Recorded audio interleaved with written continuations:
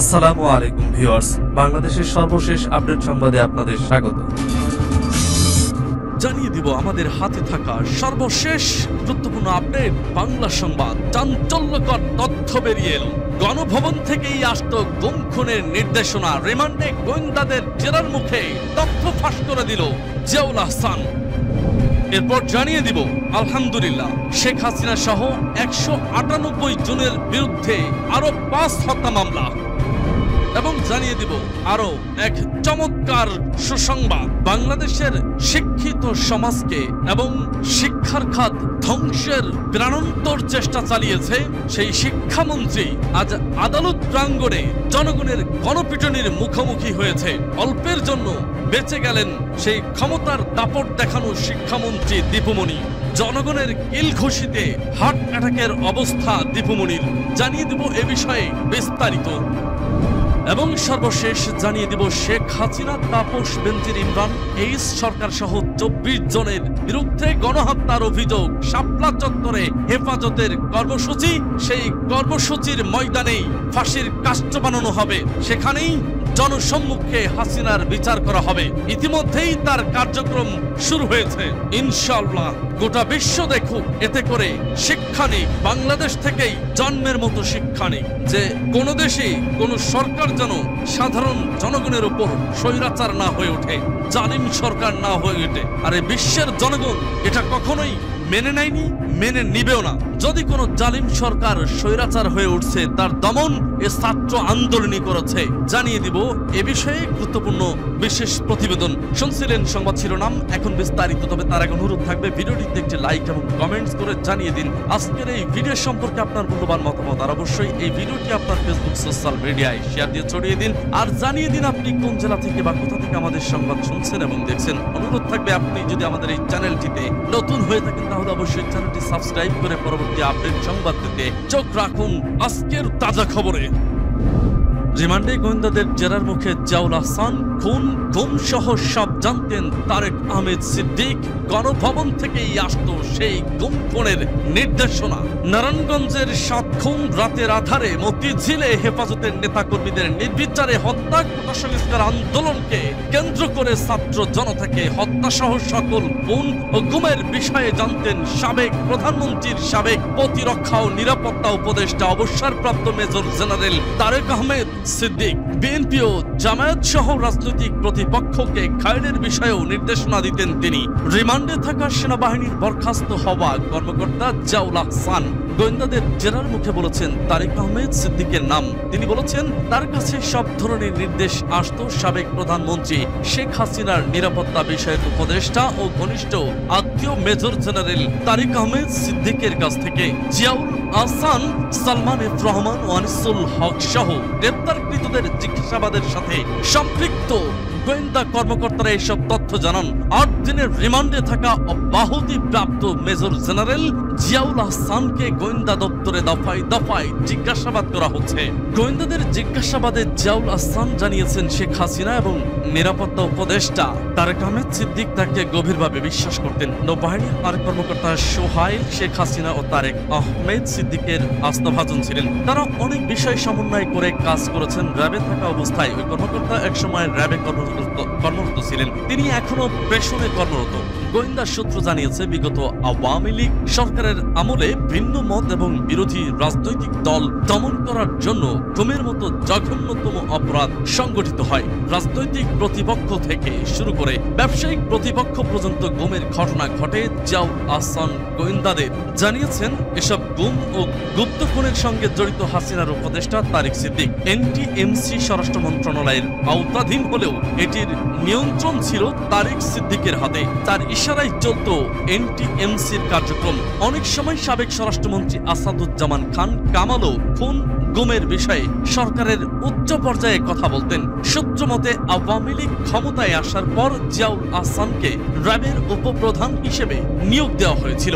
আন্তর্জাতিক সংবাদ মাধ্যমেও তারেক সিদ্দিক এবং জিয়াউল আহসান কর্তৃক গুম খুনের অভিযোগের বিষয়ে বিভিন্ন সময়ে সংবাদ প্রকাশিত হয়। প্রকৃতপক্ষে দেশে গুম ও গুপ্ত হত্যাগুলো মূল নিয়ন্ত্রক হলেন নিরাপত্তা উপদেষ্টা তারিক সিদ্দিক। তদন্ত সংশ্লিষ্ট সূত্রগুলো বলছে জিয়াউল আহসানের বিরুদ্ধে অসংখ্য ব্যক্তিকে গুম, খুন ও বিচার বহির্ভূত হত্যাকাণ্ডের অভিযোগ রয়েছে। মূলত ব্যাপক পরিসরে গুমের ঘটনা শুরু হয় তার হাত ধরে। সেটি শুরু হয়েছিল 1/11 এর পরে আওয়ামী লীগ সরকার ক্ষমতায় আসার পর। ওই সময় আওয়ামী লীগ সরকার বিরোধী ঘরানার রাজনৈতিক দল ব্যক্তি, সরকার বিরোধী সমালোচক সহ অসংখ্য ব্যক্তি গুমের শিকার হন। তখন দেশের গণমাধ্যমগুলোতে প্রায় বিভিন্ন ব্যক্তি গুম হয়েছেন বলে খবর ছাপা হতো। ভুক্তভোগীর পরিবারগুলো থানা থেকে শুরু করে ডিবি র্যাব কার্যালয়ে ধারণা দিয়েও নিখোঁজ স্বজনের খোঁজ পেত না। এসব বিষয়ে জিয়াউল আহসানকে জিজ্ঞাসাবাদ করা হলে তিনি সাফ জানান, এসব ঘটনার নেপথ্য রয়েছেন তারিক সিদ্দিকী। শেখ হাসিনা সহ 198 জনের বিরুদ্ধে আরো 5 হত্যা মামলা। বৈষম্য বিরোধী ছাত্র আন্দোলনের সময় 4 জনকে হত্যার অভিযোগে সাবেক প্রধানমন্ত্রী শেখ হাসিনা সহ 198 জন এর বিরুদ্ধে আরো 4টি মামলা হয়েছে। মঙ্গলবার ঢাকার চিফ মেট্রোপলিটন ম্যাজিস্ট্রেট আদালতে এই মামলাটি 4টি দায়ের করা হয়। 4টি মামলা এজাহার হিসেবে গ্রহণের নির্দেশ দেন, আরেকটি মামলা তদন্ত করে প্রতিবেদন দাখিলের নির্দেশ দেন আদালত। শেখ হাসিনা, রেহানা, জয় ও পুতুলের বিরুদ্ধে রাজধানীর যাত্রাবাড়িতে হানিফ ফ্লাইওভারের টোল প্লাজায় ফলের দোকানি ফরিদ শেখকে গুলি করে হত্যার অভিযোগে সাবেক প্রধানমন্ত্রী শেখ হাসিনা, তার বোন শেখ রেহানা, ছেলে সজীব ওয়াজেদ জয়, মেয়ে ও সাইমা ওয়াজেদ পুতুল সহ 21 জনের বিরুদ্ধে মামলা করা হয়েছে। আদালত প্রাঙ্গণে ক্ষোভের মুখে গণপিটুনিতে দীপুমণি। হুইসেল বাজিয়ে মঙ্গলবার বেলা 3টার পর একটি সাদা মাইক্রোবাস ঢাকার চিফ মেট্রোপলিটন আদালতের প্রধান ফটকের সামনে দাঁড়ায়। মাইক্রোবাসের সামনে পুলিশের একটি ভ্যান আর মাইক্রোবাসের পেছনে পুলিশের একটি প্রিজন ভ্যান। তখন আদালতের প্রধান ফটকের সামনে শতাধিক ব্যক্তি ও আইনজীবী সদ্য ক্ষমতাচ্যুত আওয়ামী লীগ সরকারের সমাজ কল্যাণ মন্ত্রী দীপুমণির ফাঁসির দাবিতে স্লোগান দিতে থাকেন। তাদের মধ্যে দীপুমণির নির্বাচনী এলাকা চাঁদপুর থেকে আসা বেশ কয়েকজন ছিলেন।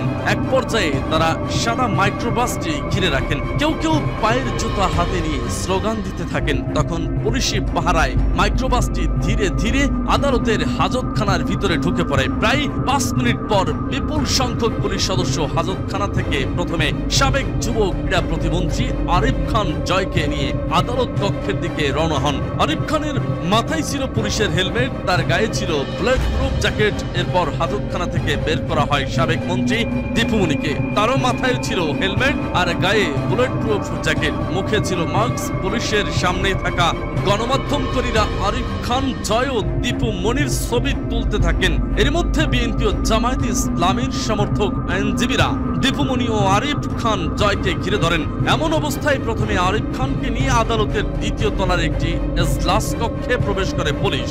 এরপর দীপুমণিকে নিয়ে পুলিশ যখন সিএমএম আদালতের প্রধান ফটকের সামনে আসে, তখন আইনজীবী ও বিক্ষুব্ধ জনতা লোকজনের ক্ষোভের মুখে এবং গণপিটুনির মুখে পড়েন। পরে পুলিশ সদস্যদের সহায়তায় দীপুমণিকে প্রধান ফটক পেয়ে চাপের মুখে আদালতের 2য় তলায় নিয়ে যেতে থাকেন পুলিশ সদস্যরা। নারী পুলিশ সদস্যরা তাকে সিঁড়ি দিয়ে উঠিয়ে 2য় তলায় আদালতের এজলাস কক্ষে প্রবেশ করান।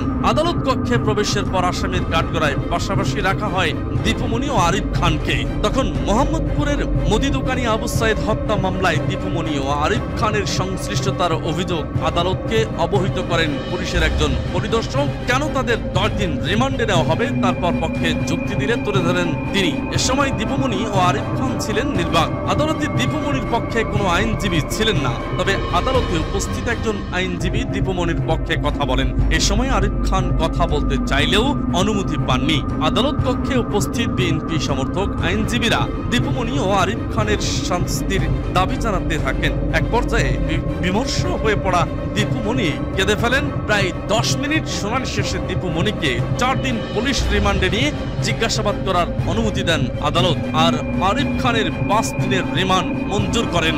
এবার রিমান্ডেই তাদেরকে ফাটিয়ে দেওয়া হবে। সেই ফাটলে সব তথ্য গড়গড় করে বেরোয় আসবে।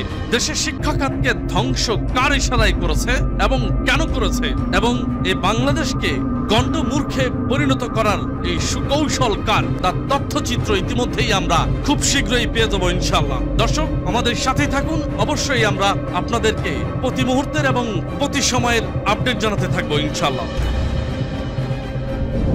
এবার শাপলা চত্বরে হেফাজতের কর্মসূচি, শেখ হাসিনা, তাপস বেনজির, ইমরান এইচ সরকার সহ 24 জনের বিরুদ্ধে গণহত্যার অভিযোগ। দেশ ছেড়ে যাওয়ার সাবেক প্রধানমন্ত্রী শেখ হাসিনা সহ 24 জনের নাম উল্লেখ করে অজ্ঞাত পরিচয়ে আরও কিছু ব্যক্তির বিরুদ্ধে গণহত্যা ও মানবতা বিরোধী অপরাধের অভিযোগ এনে আন্তর্জাতিক অপরাধ ট্রাইব্যুনালে তদন্ত সংস্থায় অভিযোগ করা হয়েছে। এক দশকের বেশি সময় আগে ঢাকার শাপলা চত্বরে হেফাজতে ইসলামের কর্মসূচি ঘিরে নির্বিচার গুলি করে হত্যা করে লাশ গুম করে গণহত্যা ও মানবতা বিরোধী অপরাধ সংগঠিত হয়েছে।